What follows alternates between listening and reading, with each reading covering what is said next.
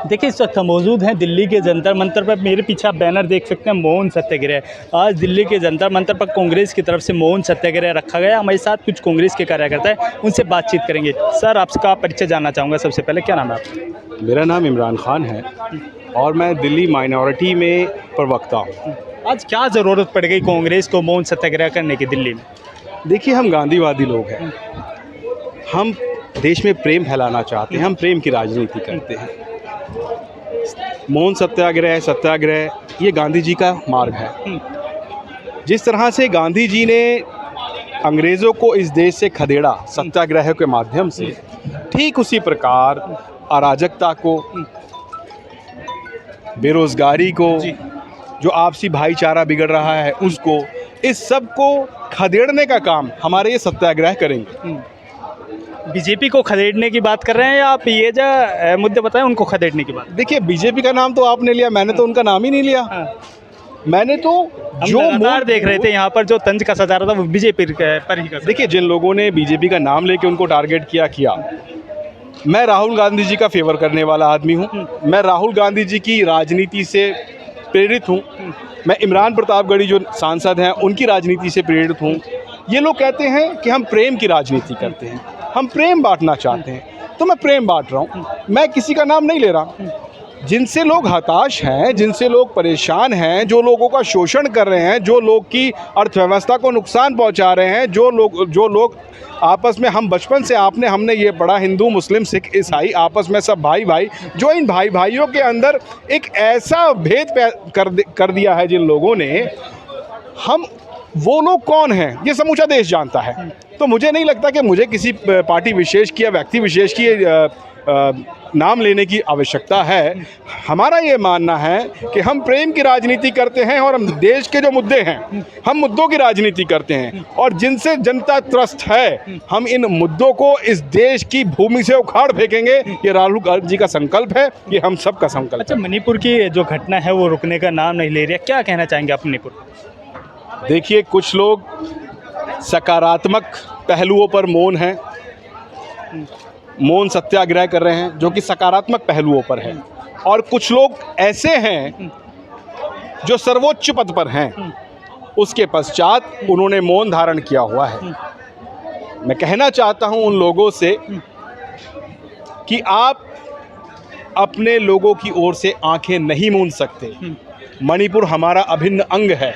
वो माँ बेटियां हमारी माँ बहन बेटियां हैं। वहाँ जो चल रहा है, जिस तरह से वहाँ नरसंहार चल रहा है, जिस तरह से वहाँ पर समूचे देश को लज्जित होना पड़ा है, और उसके बाद भी अगर मुख्यमंडल से शब्द ना निकले, उसके ऊपर कार्रवाई ना हो, अगर मंत्री लोग बोलें कि हमको आश्वासन दिया गया कार्रवाई होगी, इससे बड़ी विफलता आज़ादी के बाद इस देश में नहीं हो सकती। अच्छा, मणिपुर से एक वीडियो वायरल हुआ है जिसमें महिलाओं को निवस्त्र कर भीड़ के साथ घुमाया जा रहा है, उसके साथ साथ भी उसके साथ अश्लील हरकत की जा रही है।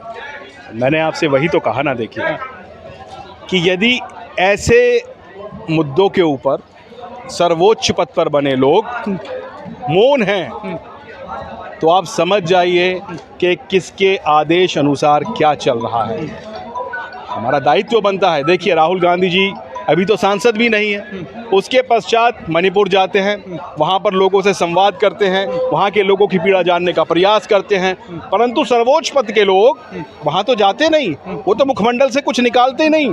एक महिला का इतना बड़, वो मात्र 2 महिलाएं नहीं है, वहाँ के सीएम ने कहा है कि अनगिनत यहाँ पे ऐसे केसेस हो चुके हैं। आप ये देखें, इस घटना के घटित होने के बाद समूचे विश्व में हम कौन से विश्वगुरु रह गए हैं? हमने क्या अपनी मर्यादा का पालन कर लिया है? हम क्या कर रहे हैं? क्या आप समझते हैं कि इंटरनेशनल मीडिया हमारे मीडिया की तरह गोदी मीडिया है? क्या इंटरनेशनल लोग आंखें मूंद कर बैठे हैं? क्या जो फ्रांस में मणिपुर की बात हुई थी ऐसे ही हो गई थी? जी नहीं। हमारे देश में अगर ये वो बात छुपा ली गई थी तो फ्रांस के लोगों को पता था, इसीलिए वो वहाँ पर बहिष्कार कर रहे थे। समूचे विश्व में हमको विश्वगुरु नहीं बनाया गया, हमको आकाश गंगा से उतारकर धरातल में मिला दिया गया है इन सारी चीज़ों से। और जिस तरह से हमारे सर्वोच्च लोग चुप हैं, ये निंदनीय है, और इसके ऊपर मुख्यमंडल से उन्हें कुछ निकालना चाहिए, उसके ऊपर बात करनी चाहिए, और जो दोषी हैं उन दोषियों को ऐसी सज़ा मिलनी चाहिए कि समूचे देश के अंदर इस प्रकार की घटना घटित ना हो सके। ये ऐसा संदेश जाना चाहिए। परंतु इसके बाद भी देखिए आप कितना चुपचाप बैठे हैं लोग, देश में कुछ हो नहीं रहा है। अगर ऐसे ही लोग जो उछलते फिरते हैं, अगर वही लोग आप देखते कि कोई और पार्टी होती, वहाँ पे रूलिंग पार्टी होती और इस तरह की कोई घटना घटित हो जाती, तो यह लोग समूचे देश के अंदर आग लगाने का काम करते। अच्छा, 2024 की बात करें तो 2024 में क्या लगता है आपको, बदलाव होने जा रहा है? देखिए, बदलाव जो है ना, ये आपने बड़ा महत्वपूर्ण प्रश्न पूछा है।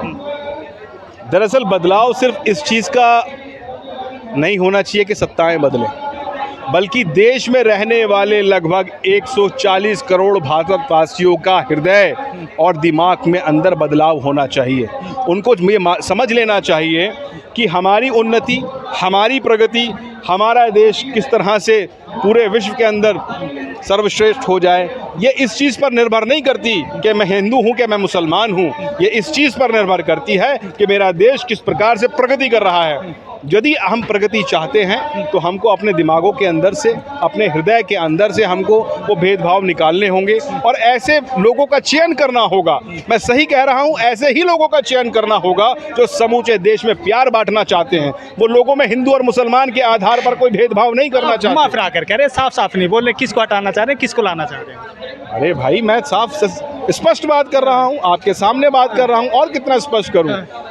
मैंने सीधा कहा कि देश को अब उन लोगों को लाना चाहिए जिन लोगों ने आज़ादी के बाद हमारे पास क्या था बताइए आप मुझे। चलिए, कांग्रेस को लाना चाहिए। बिल्कुल, मैं कांग्रेसी हूँ और कांग्रेस को लाना चाहिए। आप मुझे बताइए, बीजेपी को हटाना चाहिए। भाई, जो लोग देश को बर्बाद कर रहे हैं, जिन्होंने अर्थव्यवस्था बर्बाद कर दी, जिन्होंने अंतर्राष्ट्रीय स्तर पर हमको कर्ज में डुबो दिया, जिन्होंने अंतर्राष्ट्रीय बात छोड़िए, आप टमाटर क्या रुपये भाव ला रहे हैं भाई साहब, बताएं मुझे आप भिंडी क्या रुपए भाव ला रहे हैं, आप तोरी क्या भाव ला रहे हैं, आप अरवी क्या भाव ला रहे हैं। अरे भाई साहब, मटन और चिकन खाना तो छोड़ दीजिए, 800 रुपया किलो का मटन और 200 रुपये किलो का चिकन। आपके जो टमाटर हैं वो चिकन से महंगे हो गए हैं। तो आप बताइए, एक आम आदमी तो अपने घर में भाजी भी नहीं बना पा रहा है और उसके बाद हम विश्वगुरु बन गए। हम कहाँ से विश्वगुरु बन गए?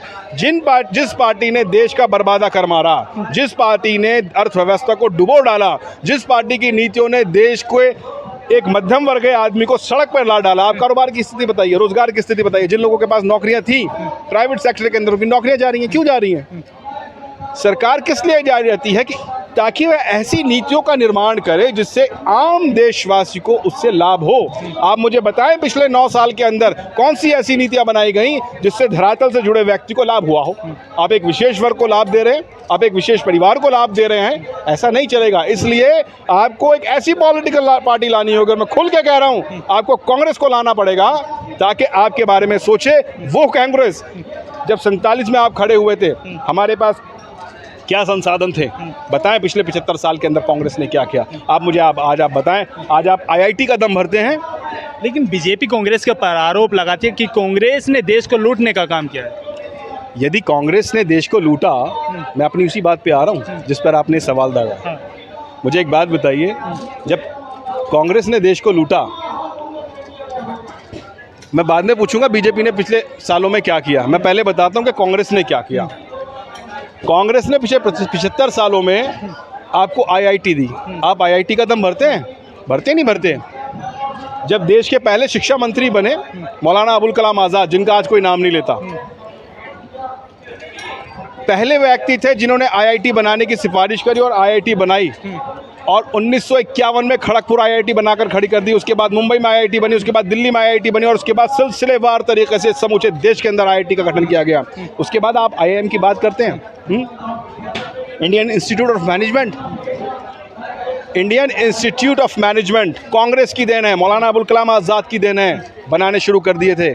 आप समूचे देश में किस प्रकार अपने समूचे देश की संस्कृति को दिखाएंगे? ICCR कांग्रेस ने बनाया, भारतीय कला परिषद कांग्रेस ने बनाई। अच्छा, क्या लगता है जिस तरीके से भी विपक्ष एक हुआ है, जिसका नाम इंडिया दिया गया, वो कामयाब हो पाएगा? देखिए, भारत जुड़ेगा और इंडिया जीतेगा, ये तो तय है। इंडिया जीतेगा, इंडिया जीतेगा साहब, इंडिया जीतेगा। अब जो लोग अपने ट्विटर हैंडल से नीचे ट्विटर से हटा देते हैं इंडिया, कह रहे हैं हम तो भारत हैं, हम तो भारत हैं। अब हो यह गया है कि उनके गले में एक ऐसी फांस फंस गई है, एक ऐसी हड्डी फंस गई है साहब, जो तो ना तो निगलते बन रही है और ना उगलते बन रही है। हैं जी? शाइनिंग इंडिया, हाँ, हाँ जी, हाँ। रोज़गार इंडिया, ठीक है जी, अवसर इंडिया, ठीक है जी, और बहुत सारी चीज़ें ऐसी हैं। बीजेपी को है विपक्ष एकता को बिन दूल्हे की बारात बता रही है। अरे साहब, जो लोग स्वयं दूल्हा नहीं बने वो मुंह दूल्हों की बारात क्या बात कर रहे हैं, है ना। कौन नहीं बने दूल्हा? हाँ हाँ, अरे भाई ये बात है, आप संवाद कर रहे हैं, बात है, अब क्या क्या नाम लेवाएंगे आप मुझसे नहीं, ये लीजिए ना, क्या दिक्कत है बताइए, कौन नहीं अरे बना नहीं, दूल्हा? अब उसको छोड़िए, देखिए थोड़ा शिष्टाचार भी होता है। हमारी पार्टी, हम लोग जो है ना थोड़ा मान सम्मान वाले लोग हैं, कांग्रेसी जो हैं, तो हम जरा मान सम्मान की बात करते हैं। जो दूल्हे नहीं बने तो उनको क्या पता दूल्हा कौन होगा और चलिए कौन मैं नहीं आपसे होगा। अंतिम सवाल लूंगा, एनडीए पर इंडिया भारी पड़ सकता है? जी, एनडीए पर इंडिया भारी पड़ेगा? आप एक भारतीय हैं, आप एक इंडियन हैं, आप बताइए इंडिया किस पे विपक्ष भारी है? विपक्ष एकता की बात कर रहा हूँ मैं। देखिए, इंडिया भारी था, हाँ। इंडिया भारी है, हाँ। और ईश्वर की कृपा से और अल्लाह की मेहरबानी से, वाहे गुरु जी की कृपा से और गॉड के आशीर्वाद से इस एनडीए पर भारत बहुत भारी पड़ने वाला है। ठीक, देखिए ये थे हमारे साथ, इन्होंने साफ कहा है एनडीए पर इंडिया बहुत भारी पड़ने वाला है। इसी तरह की तमाम खबरें देखने के लिए प्रेम समाचार को लाइक करें, शेयर करें, सब्सक्राइब करें।